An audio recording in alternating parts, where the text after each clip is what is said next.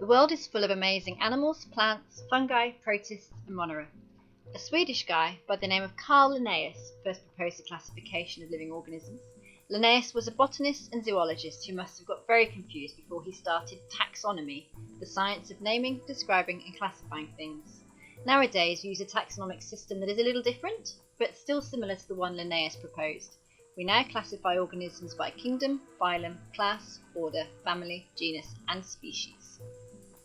But what even is a species? Well, that depends on who you ask.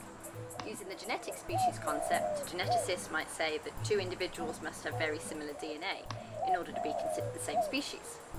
But perhaps a more widely used species concept is the biological species concept that states that if two individuals can mate and produce fertile, viable offspring, then they must be the same species.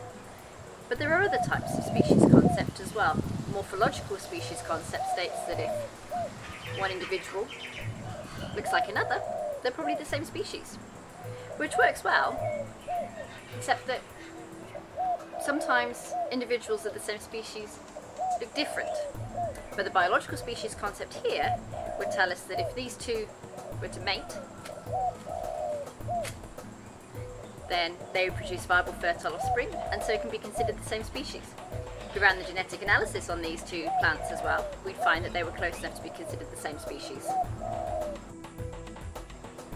For scientists that study living things, classification and identification is essential. Furthermore, once we've classified species, we can study relationships between them, even evolutionary relationships. And for conservation, we need to understand species classification so that we know what we're conserving and how.